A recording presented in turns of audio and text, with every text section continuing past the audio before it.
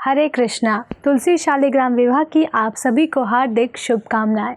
कार्तिक शुक्ल पक्ष की एकादशी को तुलसी विवाह पर्व मनाया जाता है। कुछ लोग कार्तिक शुक्ल एकादशी से पूर्णमासी तक तुलसी पूजन कर 5वें दिन तुलसी विवाह का आयोजन करते हैं, जो एक विशुद्ध मांगलिक और आध्यात्मिक उत्सव है। इस दिन भगवान विष्णु अपनी 4 महीने की योग निद्रा से जागते हैं, जिसके बाद भगवान विष्णु के शालिग्राम रूप से माता तुलसी का विवाह कराया जाता है। तुलसी विवाह का अर्थ है तुलसी के माध्यम से भगवान का आवाहन। इस विवाह को कराने पर ऐसा माना जाता है कि इससे न केवल माता तुलसी बल्कि भगवान विष्णु का भी आशीर्वाद मिलता है। इससे जुड़ी कथा इस प्रकार है, जो तुलसी माता के पूर्व जन्म से संबंधित है।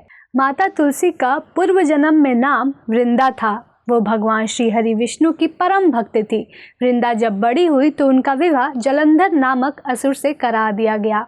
उनकी भक्ति और पूजा के कारण उनका पति जलंधर अजय होता गया और इसके चलते उसे अपनी शक्तियों पर अभिमान हो गया और उसने स्वर्ग पर आक्रमण कर देव कन्याओं को अपने अधिकार में ले लिया। इससे क्रोधित होकर सभी देव भगवान श्री हरि विष्णु की शरण में गए और जलंधर के आतंक का अंत करने की प्रार्थना की। उनकी प्रार्थना सुनकर भगवान विष्णु ने वृंदा का पतिव्रता धर्म भंग करने का निश्चय किया। उधर उसका पति जलंधर, जो देवताओं से युद्ध कर रहा था, वृंदा का अस्तित्व नष्ट होते ही मारा गया।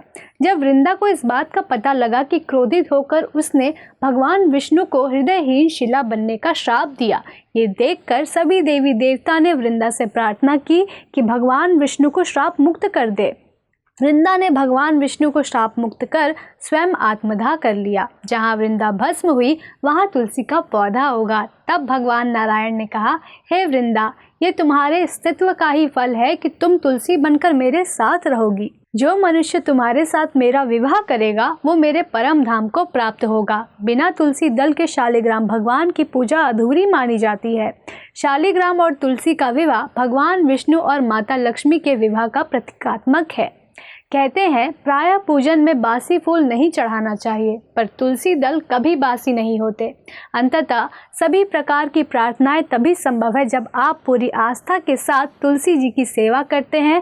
पद्म पुराण के अनुसार नर्मदा दर्शन, गंगा स्नान और तुलसी स्पर्श, ये तीनों समान पुण्य कारक हैं। हम सभी तुलसी महारानी की पूजा करते हैं, प्रदक्षिणा करते हैं, कंठ में तुलसी की माला धारण करते हैं, जिसे कंठी कहते हैं, जो तुलसी पौधे की काट से ही निर्मित होती है। तथा जब भी हम भोजन बनाकर भगवान को अर्पण करते हैं तो उसमें तुलसी पत्र डालते हैं, क्योंकि हम सभी जानते हैं कि भगवान श्री कृष्ण श्री विष्णु को तुलसी अत्यंत प्रिय है। जो तुलसी महारानी व भगवान शालिग्राम की विवाह के इस सुंदर प्रसंग पर आइए तुलसी महारानी से प्रार्थना करें कि वे हमें भी भगवान श्री कृष्ण की भक्ति व सेवा प्रदान करें, जिससे हम इस मनुष्य जीवन को सफल कर सकें। धन्यवाद। हरे कृष्णा। ऐसे ही और भक्तिमय कार्यक्रमों के लिए देखिए हरे कृष्णा टेलीविजन, और इसे प्राप्त करने के लिए आप अपने केबल अथवा DTH ऑपरेटर से संपर्क करें तथा और अधिक जानकारी के लिए आज ही डायल करें 7666 839 839।